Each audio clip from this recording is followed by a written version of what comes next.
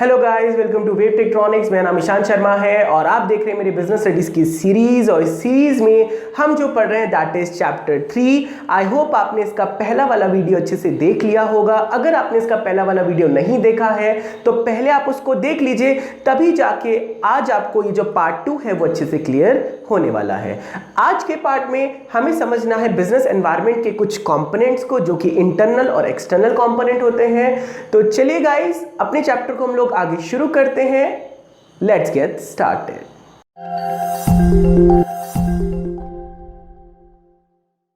तो चलिए गाइस, अपने आज चैप्टर को हम लोग शुरू करते हैं। और अपने चैप्टर में आज जो हमें पढ़ना है that is component of business environment, कि बिजनेस एनवायरनमेंट के क्या क्या कंपोनेंट्स होते हैं। तो देखिए, बिजनेस एनवायरनमेंट में दो चीजें होती है, एक होता है इंटरनल एनवायरनमेंट, एक होता है एक्सटर्नल एनवायरनमेंट। अब ये क्या होता है?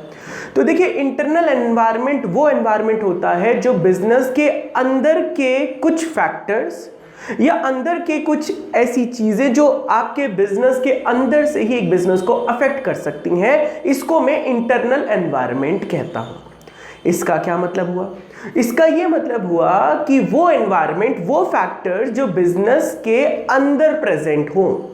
जैसे एक बिजनेसमैन है और एक बिजनेस है, अब वो अपने बिजनेस को रन करता है, तो उसकी पॉलिसीज कैसी होंगी, उसके ऑब्जेक्टिव कैसे होंगे, उसकी मार्केटिंग स्ट्रैटेजी कैसी होगी, उसका प्लानिंग कैसे होगा, उसका फाइनेंस कैसे होगा, उसके कस्टमर कैसे होंगे, उसका पब्लिक रिलेशन कैसे होगा। ये सारे फैक्टर्स, ये कुछ बिजनेस के इंटरनल फैक्टर्स हैं। तो इसलिए इसे कहा जाता है इंटरनल फैक्टर्स। और याद रखना, जो इंटरनल फैक्टर्स होते हैं, बिजनेस इसको कंट्रोल कर सकता है। इसीलिए जो चीज कंट्रोल की जा सकती हो उसको हम पूरी तरह से बिजनेस एनवायरनमेंट नहीं कह सकते। तो यहां पे मैंने लिखा है कि कंपोनेंट्स ऑफ बिजनेस एनवायरनमेंट, और यहां पर दो चीजें हैं, इंटरनल और एक्सटर्नल एनवायरनमेंट। और इंटरनल एनवायरनमेंट मतलब वो एनवायरनमेंट जो बिजनेस के अंदर प्रेजेंट है और बिजनेस को अंदर से अफेक्ट कर सकता है। क्या क्या? ऑब्जेक्टिव। अब सपोज करिए एक बिजनेसमैन ने अपना ऑब्जेक्टिव ही गलत सेट कर दिया, तो जब ऑब्जेक्टिव ही गलत सेट होगा तो प्लानिंग उसके अकॉर्डिंग गलत होगी, काम भी सारा गलत होगा, और उससे क्या होगा, फ्यूचर में उसे लॉसेस झेलने पड़ेंगे। तो ऑब्जेक्टिव बहुत ज्यादा डिपेंड करता है। ऐसा ऑब्जेक्टिव मत चुनो जो अचीव ना किया जा सके, ऐसा ऑब्जेक्टिव अचीव करो जो आप अचीव कर सको एक सही टाइम फ्रेम के अंदर और एट अ रीजनेबल कॉस्ट। इसके बाद आता है पॉलिसीज। पॉलिसीज का मतलब मेरे बिजनेस में हम क्या क्या पॉलिसीज के अकॉर्डिंग काम करने वाले हैं। पॉलिसीज का मतलब सपोज करो एक बिजनेस की पॉलिसी है कि वो कैश पे माल बेचेगा, क्रेडिट पे माल नहीं बेचेगा, तो ये एक बिजनेस की खुद की पॉलिसी हो गई। तो ये पॉलिसीज भी बहुत ज्यादा बिजनेस को अफेक्ट कर सकती है। अगर सही पॉलिसी बनाओगे तो बिजनेस ऊपर जाएगा, नहीं तो लॉसेस झेलने पड़ेंगे। इसके बाद ऑर्गेनाइजेशनल स्ट्रक्चर। ऑर्गेनाइजेशनल स्ट्रक्चर मतलब कि एक ऑर्गेनाइजेशन का स्ट्रक्चर कैसा होगा, कौन बंदा किस पोजीशन पे बैठेगा, किस तरह से अथॉरिटी को बांटा जाएगा, रिस्पॉन्सिबिलिटी किसकी क्या होगी, ये सब चीजें आती हैं ऑर्गेनाइजेशनल स्ट्रक्चर के अंदर। इसके बाद मैनेजमेंट इंफॉर्मेशन सिस्टम। मैनेजमेंट में इंफॉर्मेशन किस तरह से ट्रैवल होगी, किस तरह से मैनेजमेंट में इंफॉर्मेशन फ्लो होगी, ये होता है मैनेजमेंट इंफॉर्मेशन सिस्टम। इसके बाद प्रोडक्शन मेथड, किस तरह से हम प्रोडक्शन की कौन सी टेक्निक अपनाएं जिससे कि हमारी मैन्युफैक्चरिंग बेस्ट क्वालिटी की हो, हमारा काम सही तरह से हो, प्राइस कम रहे, हमारा रिसोर्सेज सही तरह से ऑप्टिमम यूटिलाइज हो, ये सब आता है प्रोडक्शन मेथड में। और इसके बाद प्रोडक्शन कैपेसिटी, की मेरी प्रोडक्शन कैपेसिटी कितनी है। अब सपोज करिए मेरी प्रोडक्शन कैपेसिटी थोड़ी सी, ऑर्डर ले लिए बहुत सारे, तो ये भी गड़बड़ हो जाएगा। तो ये बिजनेस के कुछ ऐसे फैक्टर्स हैं जो बिजनेस को अंदर से बहुत ज्यादा इफेक्ट कर सकते हैं, लेकिन ये बिजनेस जो मैन होता है, बिजनेसमैन, ये इसको पूरी तरह से कंट्रोल कर सकता है। ये बिजनेस के एक ऐसे फैक्टर्स है जिसे इन्फ्लुएंस किया जा सकता है। इसीलिए आप ये नहीं कह सकते कि जो इंटरनल एनवायरनमेंट है ये पूरे एक्सटर्नल जो कंपोनेंट हैं आपका बिजनेस एनवायरनमेंट के पार्ट बन सकते हैं। थोड़ा सा तो बन सकते हैं, लेकिन प्रॉपर तरह से हम इसे नहीं कह सकते कि बिजनेस एनवायरनमेंट के प्रॉपर कंपोनेंट्स हैं। इसके बाद यहां पर कुछ और फैक्टर्स हैं, ये है एक्सटर्नल फैक्टर्स। एक्सटर्नल फैक्टर्स वो फैक्टर्स होते हैं जो बिजनेस के बाहर के फैक्टर्स होते हैं और बिजनेस को बाहर से अफेक्ट कर सकते हैं। अब यहां पे भी दो चीजें हैं, एक है माइक्रो फैक्टर्स, एक है मैक्रो फैक्टर्स। माइक्रो फैक्टर्स वो फैक्टर्स होते हैं जो बिजनेस जिनके ज्यादा क्लोजली रिलेटेड होता है और बिजनेस के बाहर प्रेजेंट होते हैं, होते बाहर के हैं लेकिन वो बिजनेस से बिल्कुल क्लोज्ड अप होते हैं, बिल्कुल बिजनेस के पास होते हैं।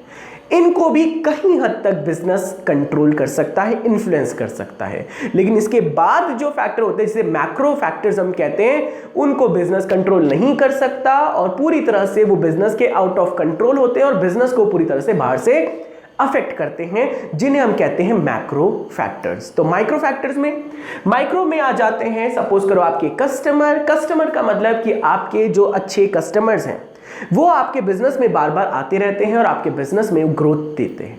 अगर आपके कस्टमर किसी वजह से नाराज हो जाते हैं या आपने कुछ ऐसा प्रोडक्ट बना दिया जो कस्टमर को पसंद नहीं आया या कस्टमर की पॉलिसीज आपकी पॉलिसीज कस्टमर को पसंद नहीं आई या कुछ ऐसी चीज हो गई कि आपके कस्टमर आपसे नाखुश हैं, तो इससे क्या होगा, आपके बिजनेस को बहुत ज्यादा हैवी लॉसेज झेलने पड़ेंगे। तो यहां पर क्या क्या है, कस्टमर आ गया। दूसरा सप्लायर। अब सप्लायर का क्या मतलब है? सप्लायर का मतलब हुआ कि सपोज करिए एक ऑर्गेनाइजेशन है, उसमें कोई माल भेजता है, सप्लाई करता है। अब सपोज करो एक ऑर्गेनाइजेशन का सिर्फ एक ही सप्लायर है और किसी वजह से वो जो सप्लायर है वो चिढ़ जाता है, वो नाखुश हो जाता है, उसे कुछ पॉलिसी पसंद नहीं आई या आपने उसको कोई प्रॉफिट नहीं दिया, कुछ भी हुआ, आपका एक ही सप्लायर है, तो वो आपको अगर माल नहीं देगा तो आपका बिजनेस तो पहले ही बंद होने वाला है। तो आपको हमेशा कोशिश करनी है कि आपका कहीं एक ही सप्लायर ना हो, काफी सारे सप्लायर हो, कि बाय चांस एक सप्लायर से प्रॉब्लम होती है तो आप पे और भी सप्लायर अवेलेबल है जिससे आपको बिजनेस में लॉस ना हो। अब इसके बाद आता है कॉम्पिटिटर्स। कॉम्पिटिटर्स का मतलब वो होता है कि जो हमारे जैसा ही सामान बनाता है। अब कॉम्पिटिटर में एक बहुत बड़ी प्रॉब्लम होती है कि जब हम कंपटीशन में कोई सामान बेचते हैं तो कॉम्पिटिटर हमारे बिजनेस को बहुत ज़्यादा इन्फ्लुएंस कर सकता है। कैसे? अब सपोज करिए अगर एक कॉम्पिटिटर है, उसने हमसे ज़्यादा अच्छा प्रोडक्ट कम दाम में बना दिया, तो हम उसका अगर मीट नहीं कर पाए तो हमारे बिजनेस में वैसे ही लॉसेस होने वाले हैं। तो हमें कॉम्पिटिटर भी इन्फ्लुएंस कर सकते हैं। इसके बाद पब्लिक, जो आपकी पब्लिक है, जो आपका माल खरीदती है, तो वो भी आप, अगर पब्लिक आपके फेवर में है, अगर आपने ऐसा सामान बनाया जो आम जनता को पसंद आ रहा है, तो आपकी पब्लिक, आपके जो बिजनेस होगा वो भी बढ़ेगा और पब्लिक भी आपसे खुश रहेगी। लेकिन सपोज करिए आपने कुछ ऐसा प्रोडक्ट बना दिया जो पब्लिक को पसंद नहीं आया, तो पब्लिक क्या कर सकती है, आपके बिजनेस को पूरी तरह से इन्फ्लुएंस कर सकती है। इसके बाद मार्केटिंग इंटरमीडियरीज। मार्केट इंटरमीडियरीज का मतलब होता है कि कुछ ऐसे बिजनेस ऑर्गेनाइजेशन होते हैं जो एजेंट से माल बिकवाना पसंद करते हैं। तो सपोज करिए अगर किसी ऑर्गेनाइजेशन का एक ही एजेंट है और वो एजेंट से माल बिकवा रहे हैं और बाय चांस एजेंट ना खुश हो जाते हैं, तो भी वो बिजनेस के लिए बहुत ज्यादा हैवी लॉसेस की तरह से अफेक्ट करेगा। तो ये कुछ ऐसे फैक्टर्स हैं जो बिजनेस के क्लोज हैं, है तो बाहर के लेकिन क्लोज में है, लेकिन बिजनेस को अफेक्ट कर सकते हैं, लेकिन बिजनेस इसको कंट्रोल कर सकता है। इन फैक्टर्स को कंट्रोल किया जा सकता है। किस फैक्टर को? एक तो हो गया इंटरनल एनवायरनमेंट को कंट्रोल किया जा सकता है, दूसरे साथ साथ माइक्रो या ऑपरेटिंग एनवायरनमेंट को भी कंट्रोल किया जा सकता है। लेकिन यहां पर आते हैं मैक्रो एनवायरनमेंट। मैक्रो एनवायरनमेंट को बिजनेस कंट्रोल नहीं कर सकता, यह बिजनेस के बाहर की बात है और बिजनेस का इस पर कोई इंफ्लुएंस नहीं हो सकता और ये पूरी तरह से बिजनेस को अफेक्ट करने की पावर रखते हैं। इन्हें कहते हैं मैक्रो एनवायरनमेंट।